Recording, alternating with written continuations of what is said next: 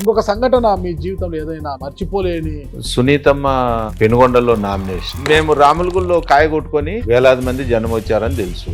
అక్కడ ఏం జరుగుతుంది అనేది మాకు తెలియదు. పోలీసులు కాల్పులు జరుపుతాండారు.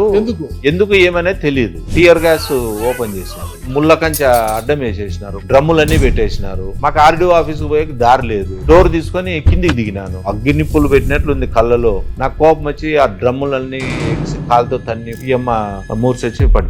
సునీత ముఖం మీద నీళ్లు పోసేసినాను అంతా. మెలకు వచ్చి ఈ నా కొడుకులు ఎవరిని బతకనిరన్నా, మనం పదాం పన్నా, మనకి ఏది వద్దన్నారు. భయానక వాతావరణంలో ఉన్నారు. లేదమ్మా నీకు తెలియదు తల్లి, మనము ఎట్లో గట్ల నామినేషన్ అయ్యాల. నేనే ఎల్నారాయణ చౌదరి బలవంతంగా అమ్మని ఎత్తుకొనేసి ఆర్డీఓ ఆఫీస్ పోతానే మెయిన్ ఎంట్రన్స్ లోనే 3 శవాలు పడ్డాయి.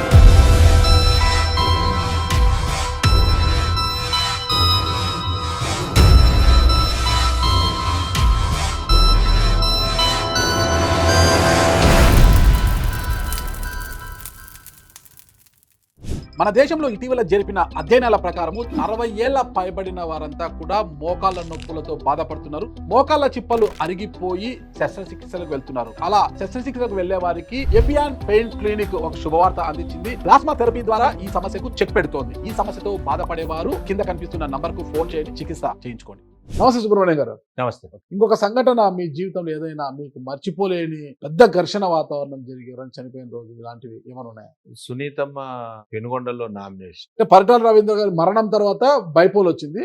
బైపోలు మేలో వచ్చింది. బైపోల్ 2005. ఆ రోజు నామినేషన్ సునీతమ్మ గారు. ఆ ప్రొసెషన్ జరుగుతుంది. ఓకే.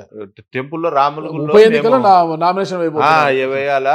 సాంప్రదాయం ఏంటంటే రాములగుల్లో మేము పూజలు చేసుకొని కాయ కొట్టుకొని ఆటికి సమీపాన ఉన్న మసీదులో చక్కెర చదివింపులు అంటారు. అక్కడ పోయి మసీదుకు పోయేసి ఆటి నుంచి మేము నామినేషన్ కు ఆర్డీఓ ఆఫీస్ కు పోవాలా. అక్కడ ఏం జరుగుతుంది అనేది మాకు తెలియదు. వేలాది మంది జనం వచ్చారని తెలుసు. మేము రాములగుల్లో కాయ కొట్టుకొని ఒక ఐచర్ వ్యాన్ మీద ప్రొసెషన్ ఉంది. అదంటే ఫైరింగ్ జరుగుతుంది. పోలీసులు కాల్పులు జరుపుతాండారు. ఎందుకు ఏమనేది తెలియదు. అప్పుడు నామినేషన్ వేయాల. అది లాస్ట్ డేట్. ఎటు తిరిగి నామినేషన్ వేద్దాం అనుకుంటే టియర్ గ్యాస్ ఓపెన్ చేశారు. ఈయన X home minister Devendra Goud గారు బుల్లెట్ ప్రూఫ్ కార్ ఏదో అంబాసిడర్ పెట్టిండ్రు. దాంట్లో సునీతమ్మని ఎక్కించుకొని దేవేంద్ర గౌడ్, నేను, కేశవ్ అందరము బయలుదేరితే టియర్ గ్యాస్ ముళ్ళ కంచె అడ్డం వేసేసినారు. పోలీసులు డ్రమ్ములన్నీ పెట్టేసినారు. మాకు ఆర్డీఓ ఆఫీస్ పోయే దారి లేదు.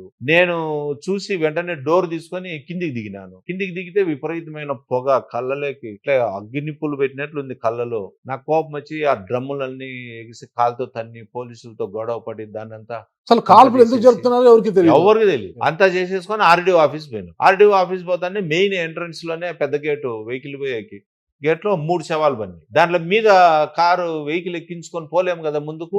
మేమంతా దిగిన శవాలు ఎవరనేది కూడా తెలియదు మాకు. అప్పుడు శవాలు పడిపోయినాయి ముందర 3 మగోళ్ళ 3. సునీతమ్మ అన్నా వద్దన్నా, మనం ఊరు వెళ్ళిపోదాము, చంపేస్తారన్నా, ఈ నా కొడుకులు ఎవరిని బతకనిరన్నా, ఎందుకన్నా పిల్లలని చంపేస్తారన్నా, మనకు వద్దన్నా రాజకీయాలు, మనం వెనక్కి వెళ్ళిపోదామన్నా అని చెప్పని బాగా విపరీతంగా ఏడుస్తాను.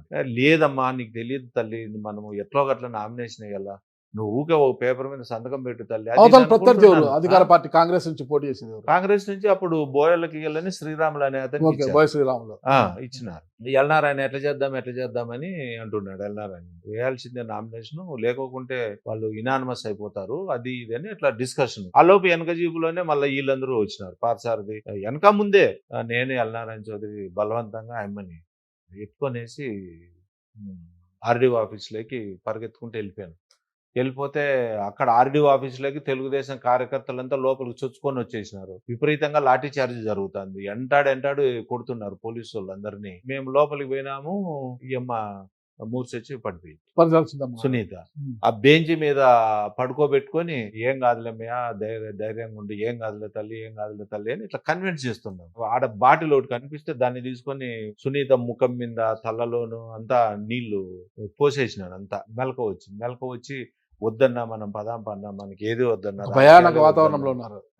రాజకీయాలే వద్దన్నా మనం వెళ్ళిపోదామన్నా బాగా గట్టిగా చేస్తా అంటే ఇంకా అప్పుడు కూడా సార్ ఫోన్ చేశాడు, సుబ్బు నువ్వు ఏం చేస్తావు నాకు తెలియదు, వాడు ఇనానిమస్ చేసుకోవాలని ట్రై చేస్తారు వాళ్ళు, నువ్వు సంతకం పెట్టించేసి నామినేషన్ ఇవ్వాలా, ఎట్లా ఏ విధంగా చేస్తావో తెలియదు, నామినేషన్ అయితే ఖచ్చితంగా వేయాలి చూడు, లేదంటే ఏదో ఒకటి స్క్రూట్నీలో ముందేసిన నామినేషన్ లేదన్నా పేపర్ తక్కువ ఉందని క్యాన్సిల్ చేసేసి ఇనానిమస్ చేసుకుంటారంటే క్వశ్చనే లేదులే సార్, సునీతమ్మతో నామినేషన్ వేపిస్తాము అని చెప్పి నేను లాస్ట్ గా అతి కష్టం మీద నామినేషన్. మరి అప్పుడు ఆడ పోలీస్ కాల్పుల్లో ఒక ఏఎస్ఐ చనిపోయారు కదా, ఏఎస్ఐ చనిపోయాడు, ఆ ఏఎస్ఐ కేసు అది కూడా మాకు తెలియదు, ఆ. ఆ ఏఎస్ఐ చనిపోయేది కూడా మాకు తెలియదు. 6 మంది తెలుగుదేశం కార్యకర్తలు చనిపోయినారు, ఏఎస్ఐ చనిపోయాడు, 5 మంది తెలుగుదేశం వాళ్ళు ఏఎస్ఐ లేదంటే 6 ఒకటే అనేది.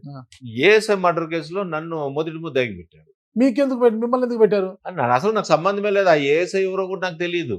ఏం పేరు ఆయన పేరు? ఆయన పేరు కుల్లాయప్ప అని, దూదేకులు కుల్లాయప్ప అని. యాక్చువల్గా మళ్ళీ నాకు తెలిసింది ఏంటంటే ఆయన బాగా డ్రింక్ హ్యాబిట్ ఉంది, బాగా బక్కబక్క ఉంటాడు, రోడ్డు మీద డ్యూటీకి వేసినారంట. ఈ జనాలు పోలీసు కాల్పులు జరిపినప్పుడు భయపడి కాల్పులకు పారిపోతుంటే ఆయన రోడ్లోనే ఉన్నాడు, కింద పడిపోయాడు, జనాలు తగిలి కింద పడిపోయిన రోడ్డు మీద ఈ జనాలు తొక్కుకుంటూ వెళ్ళిపోయారు, తొక్కిసలాట్లో చనిపోయాడు. ఆయన ఎవరు చంపింది లేదు, ఏమీ లేదు, అదంతా రాంగ్. మొత్తం మీద ఒక మారణ హోమం చేయాలని చూశారు, దాన్ని బాగా ట్రై చేశారు, దాన్ని ఛేదించి పట్టాల సుందమ్మ గారితో నామినేట్ చేయించి ఆమె విజయానికి దోహదపడ్డారు. మొత్తం మీద మీ జీవన ప్రయాణంలో ఎన్నో ఒడిదుడుకులు ఈ రోజు ఇది ఉన్నారు అన్నమాట. ఓకే సుబ్రహ్మణ్యం గారు, థ్యాంక్ యూ.